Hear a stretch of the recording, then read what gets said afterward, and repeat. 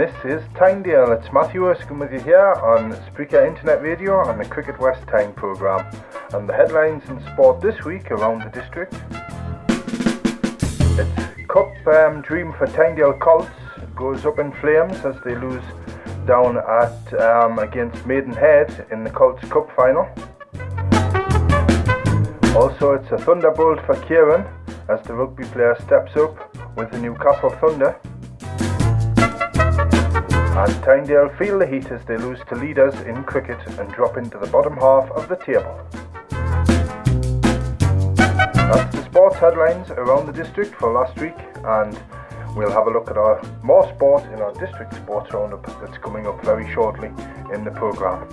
But let's finish off our theme tune this morning here on the Cricket West Tyne programme, and then we'll get straight in to what will be our last broadcast here at 9 o'clock on a Saturday morning.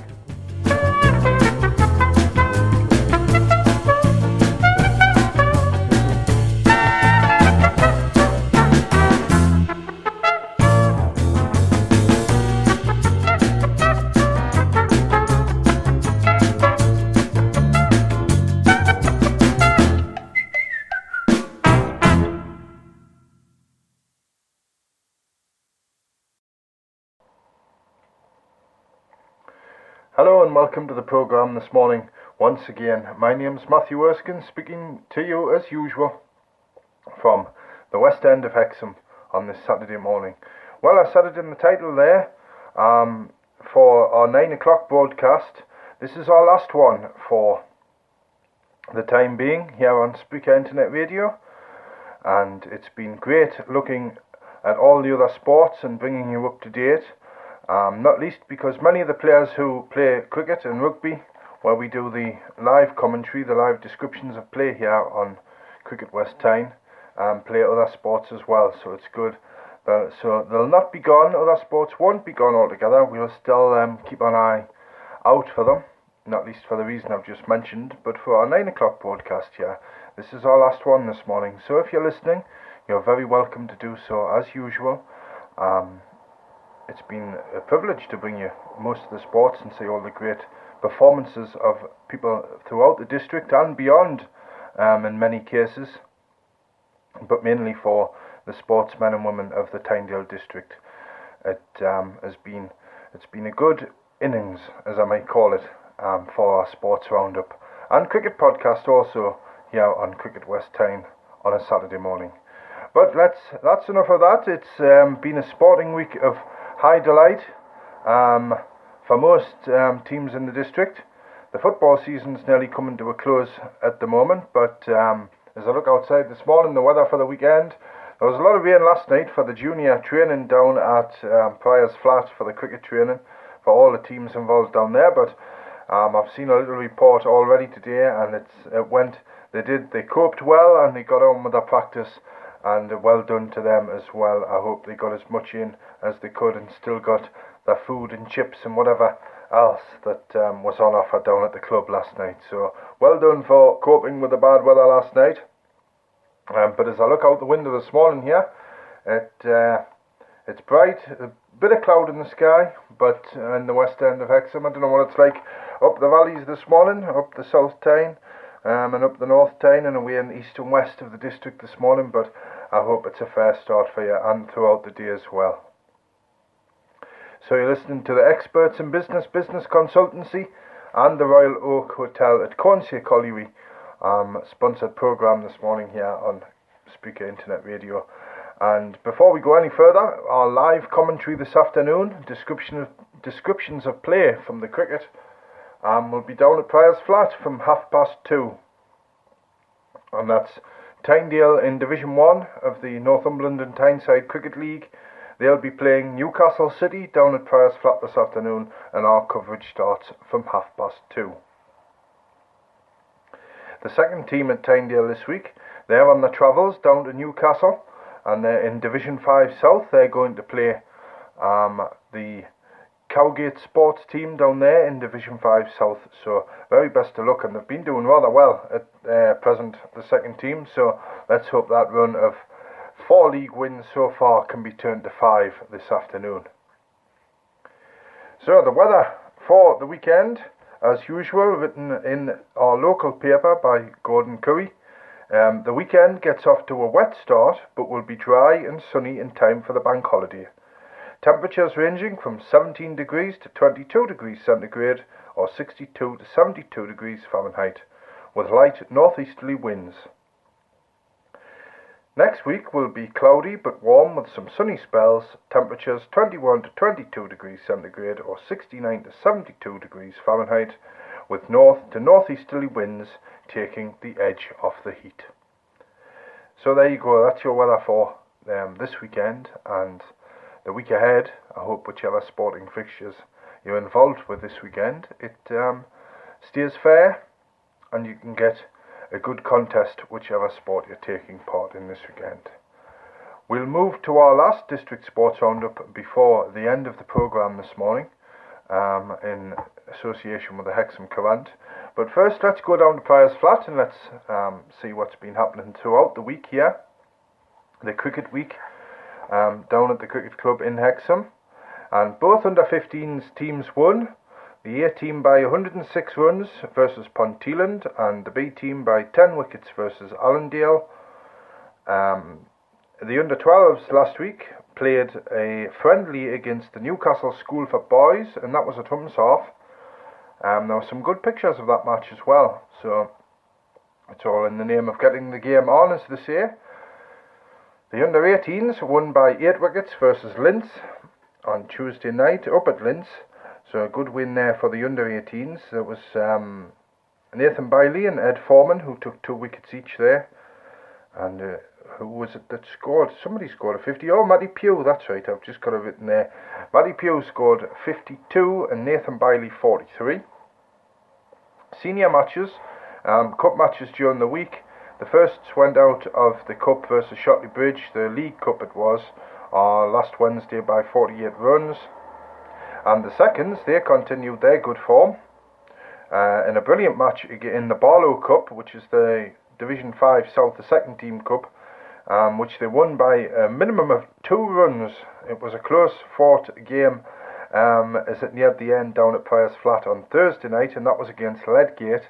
Tyndale posted 150 for 4. Matty Scott 73 plus Richard Bailey with 38 not out, who's batted himself with that performance into the second team game he was telling us today against Cowgate. Ledgate replied 148 for 6, and it got rather close towards the end, and as everybody who was there will say, it was a very good game down at Priors Flat last Thursday. And there was another 2 wickets for Ed Foreman as well, so he seems to be getting up into 4th gear at the minute. I'm sure there's a few more gears left in him just to get as the season pushes in to the main summer period as we come to the end of spring here as June approaches. So that's what's been happening down at Priors Flat. We had the training last night in the wet weather, and just about 20 minutes from now we're going to have the 3rd instalment of, it's either the 3rd or 4th, I've lost count already, 3rd or 4th instalment of the All-Stars practice sessions, fun practice sessions down at Priors Flat. So let's hope all the little ones, the little tots who are going to that this morning, enjoy themselves and the interest keeps going, because I think there's quite a few of them. I think it's 7 weeks, but I'll be corrected on that if anybody tells me different. So it's the 3rd or 4th week, so let's hope the interest keeps going for them down there. They had a thoroughly good time last week, so there's no reason why they shouldn't keep going as well. So that's us done down at Priors Flat for our little bit of the cricket podcast there. Fixtures coming up for the juniors in the coming week. I'm just looking at the under 18s there. 29th of May it must be, Tuesday night. Shotley Bridge at home in the league, 6 o'clock start according to the fixtures list here. So that's Tuesday night. Shotley Bridge at home, so a good game pending there. And I think there'll be a cup semi-final after that. I think Tyndale got through, the under 18s got through. I think it was the first game of the season against Wickham. So that's the 30th of May. So that's penciled in, but whether that one will go ahead on the 30th of May, I don't know at the moment. But the next match for the under 18s, 29th of May at home in the league versus Shotley Bridge. with a 6 o'clock start. The under 15s, where we up to 28th of May. There's an away cup quarter final arranged on the fixtures list, but their next league game, 4th of June, this is the A team, Kirkley at home, 6 o'clock, and the B team, again the 4th of June, Newcastle away, and the 6 p.m. starts as usual on the Monday night there. There was good wins also for the youngsters, the under 13s last week, although I think 1 or 2 games were called off, but the under 13s as well. There's 2 teams this year? 3 teams this year of under 13s, so do keep an eye on the website or the social media page of Tynedale Cricket Club, at Tynedale CC on Twitter or Tynedale Cricket Club on Facebook, and you'll keep up to date with all the scores and reaction, because there's the under 11s as well, so keep going with that, and you'll be able to keep up to date with all the scores and see how the youngsters are doing. Tom Cant, the captain of the first team, he does a very good job of keeping everybody up to date there. So we'll look through now and go. That's what the fixtures coming up. The first team last week in the league they lost up at Shotley Bridge by 157 runs, and the second team came away with a win in their match in Division 5 South.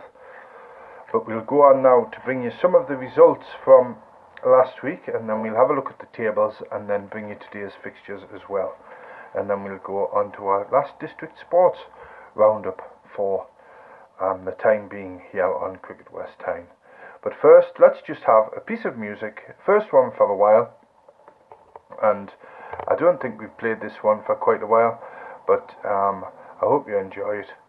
It's I've just having Castle de Ruin. Here we go, from the Epidemic Sound Library.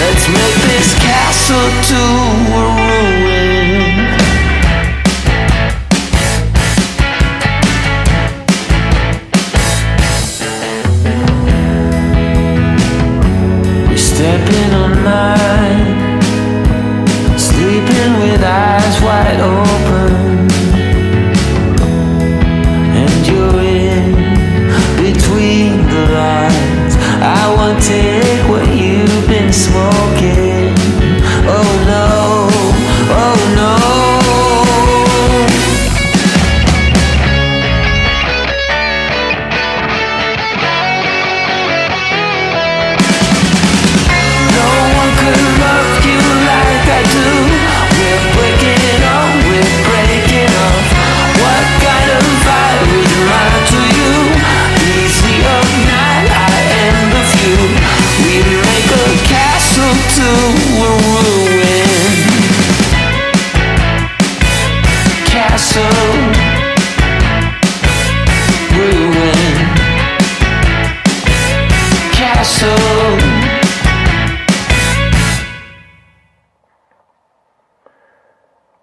and welcome back here after our first piece of music for a while here on Cricket West Tyne. But we're back, so let's go straight into some cricket results from last week. Lanchester versus Alnmouth in Division 1 of the Northumberland and Tyneside Cricket League, and it was Lanchester who won that one by 3 wickets. And if you heard a clang there on the microphone, it was just my little console falling over there, so don't worry about that. We're still broadcasting here. Linz versus Ashington. Ashington won that one by 171 runs. Newcastle City versus Stocksfield. Newcastle City had a big win there, 178 runs. Wrighton versus Percy Main. Wrighton took that one by 6 wickets. Shotley Bridge versus Tynedale. Shotley Bridge won by 157 runs, as we've already said. Swalwell versus Consett. Swalwell won by 5 wickets. In Division 2, it was Bates Cottages who lost out to Anfield Plain by a massive 239 runs. In the Alnwick Bedlington match, it was Bedlington who came away by another 235 runs. Ponteland won away against Cowgate by 6 wickets. Greenside versus Tilside, and Tilside won that one by 9 wickets. Morpeth versus Ledgate. Morpeth won that one by a close 16 runs. Seatonburn versus Blythe, and that was another close match, I think. Yes, Seatonburn won by 3 wickets in that one. Allendale versus Hayden Bridge. This is the West Tyne League. It was Allendale who won by 99 runs in that one. Benwell Hill versus Newton. Benwell Hill won by 17 runs, a bit closer on that match. Humshoff won by 95 runs in the game against Haltwhistle away. Hexham versus Matfin. It was Hexham who won by 4 wickets. And it was South Northumberland versus Belsay. South North conceded that match. And then the match between Stocksfield versus Wylam. Down at Stocksfield, it was Wylam who won by 30 runs in that game. So there's the results from last week. Let's have a look at the tables now, and then we'll go into some fixtures for this week. In Division 1, Northumberland and Tyneside Cricket League, Shotley Bridge, Swalwell, Ashington and Lanchester, the top 4 there. Shotley Bridge 149, Swalwell 121, Ashington 120 and Lanchester 97. Consett 96 in 5th place, and then there's a flurry of teams in the 70s. Newcastle City, Wrighton, Tynedale and Percy Main on 78, 77, 73 and 71 points respectively. A couple of teams near the bottom in 10th and 11th, Linz and Alnmouth and Lesbury, 56 and 51, and Stocksfield at the bottom there with 17. In Division 2, Bedlington, they're top with 147 points, so an early on-course season for Bedlington to return to the top flight after a couple of years away. I think this will be their 3rd year away from the top division in the old league, of course, and now that the league has all been changed, they're on course there. Early in the season, though, yet to go back up. Anfield Plain in 7th. Second, Anfield Plain, 122 points. Morpeth, 118. Ledgate, 106. Ponteland, 98. Seatonburn, 89. Alnwick, 74. Bates Cottages, 72. Tilside, 69. And the bottom 3 in Division 2, Cowgate, Greenside and Blythe. In Division 3, Blagden and Backworth, the double B, the B and B at the top there, 122 and 103. A couple of other teams below them, Warkworth and Blue Flames, have got to the 100 mark, but then Wickham, Ashington Rugby, Berwick, the Gems, Corbridge and Bommersund make up the middle order there, while Benwell and Whitley Bay make up the bottom 2. In the West Tyne League, if I can just find it, there we go. Humshoff at the top, 100 points. Allendale, 98 points. Hexham Leazes, 79. Hayden Bridge, 76. Matfin, 70. So that's the top half. Belsay in the middle there with 56. Then Benwell Hill, Newton, South North, Wylam, Stocksfield and Haltwhistle. So there's the tables going into this week's matches today. And the fixtures for today in all our local leagues. 26th of May, we've got Alnmouth and Lesbury versus Shotley Bridge. Then Ashington versus Wrighton, Consett versus Lanchester, Percy Main versus Swalwell, Stocksfield versus Linz, That'll be a good occasion down at Stocksfield. And Tyndale versus Newcastle City. And in Division 2 we have Alnwick versus Greenside, Anfield Plain versus Morpeth, Blythe versus Bedlington, Ledgate versus Seatonburn, Ponteland versus Bates Cottages, and Tilside host Cowgate Sports. So that's 1 and 2 division. We look down now to Division 5 South, which is the other Tyndale League, and I'm just flicking through here. There we go. These are all second teams in Division 5 South. Bates Cottages versus Wallingford. In fact, that's the 5 North League. This is the 5 North League, and then Bedlington versus Blagden, Morpeth versus Blue Flames, Seatonburn versus Percy Main, Upham firsts in that league versus Tilside seconds, and Whitley Bay seconds versus Alnwick. In Division 5 South, here we go. Tyndale second teams league, Cowgate versus Tyndale, Greenside versus Benwell and Walbottle, Hebburn versus Ledgate. In fact, that game off because, as you'll all know, Hebburn out of the league. So it's Ledgate seconds' turn to take a week off this week. Lanchester versus Concert, Linz versus Stocksfield, and Brighton versus Anfield Plain. In the West Tyne League, First Division and Second Division 1 and Division 2, 26th of May, Newton host Allendale, Humsarf versus Benwell Hill, Belsay versus Haltwhistle, Wylam versus South North, Haydenbridge versus Hexham Leazers, and Matvan Hall versus Stocksfield. And that's in Division 1. Division 2, Allendale versus Wylam, Claravale at home to Medhamsley Sword, Hexham Leazers versus Stamfordham, Corbridge Millers at home to Midford A, Haltwhistle host Humsarf, top versus bottom there, and Mitford B host Wark in their game. So there's the cricket fixtures for the day. Wherever you're playing, whatever you're doing, whatever time you start, either 1 o'clock or 1:30 or something like that, anything like that, do have a good game. Hope the weather holds out for you, and you'll be raring to go, I'm sure, as another week of cricket gets underway.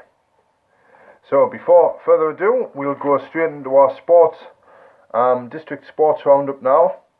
And the Cup dream ends in defeat for Tyndale Colts in association with the Hexham Corantia. They didn't win the trophy, but Tyndale Colts returned home, having performed on the national stage in Worcester last weekend as the district's rugby representatives. The under-18s lost the National Colts Cup final by 45 points to 21 to Maidenhead at the Sixfields Stadium, the home of Premiership side Worcester Warriors.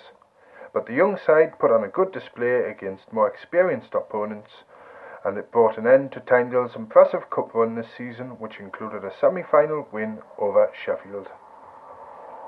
And if you want a full report on the match, you can turn inside to page 67. But there's a good picture there of the full Colts team as they got their pictures taken with the runners-up medals there after losing in the final. Thunderbolt pays dividends for Kieran, another rugby story here. We've got one more to come after this, and it's to do with Tyndale again. But we'll have a look at this one first. Newcastle Thunder rugby player Kieran Akaya from Ovingham is pictured here, and he, written in the report here, he eats, breathes and sleeps rugby and is aiming for a bright future in the sport. And that's Ovingham's Kieran Akaya, who joined Newcastle Thunder's academy last summer and is now part of the club's under-15 squad. So best hopes for the young lad there as he goes through. Page 70 and 71 includes all the cricket paraphernalia. A couple of pictures here stand out as well. One from Andy Toner of the Tyndale Shotley Bridge match, and one from Debbie Garrett, who's a 14-year Connor Garrett. The 14-year-old Connor Garrett is pictured here. He bowled 7 overs, including 2 maidens for 21 runs in Corbridge seconds match against Kirkley there. And he's eyeing the ball up steadily as he bowls as well in the picture. A good action shot there. And the cricket is titled Humsarf's charge at the top continues. They're a couple of points clear at the top now in the Division 1 of the West Tyne League. But moving over, page 69, Walking football team felled by star opponent. And the usual team are pictured there out in Mallorca. And they progressed, they got to the quarterfinals of the international tournament, but then fell at that hurdle.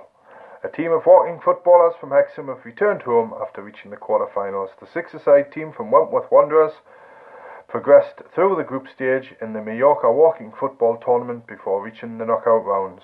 They bowed out after losing the quarter-final 2-1 against the Sheffield Hallam side, which went on to win the tournament. So there we go. Well done for the achievements there. And Active Northumberland organised the football team there. The Walking football team it is. Referees, again on page 69, referees work with clubs to clamp down on bad language. That'll be an ongoing process, I'm sure. Golf tournament raises over £4,000 for children's charity. That's the Pipeline Engineering team, are pictured there, who won the Children North East Golf Day at Close House. Golf's charity mission. Another young golfer from Lincolnshire will visit the district next week as part of a charity mission. Archie Qualtrough, 11, is playing 15 courses over 4 days, covering a total of 83 miles. And he's doing that to raise money for the Golf Foundation, the Cardiac Risk in the Young, and Young Minds, and the Finley Cooper Fund. So hopefully he gets through all those courses. Big story on page 68 here. Girls head for Rugby Centre for Excellence. Pictured from the left of the page, Tyndale Panthers' Maisie James, Hannah Carter, Daisy Oliver and Holly Thorpe, who have won places at the Rugby Football Union's Centre for Excellence at Darlington Moden Park.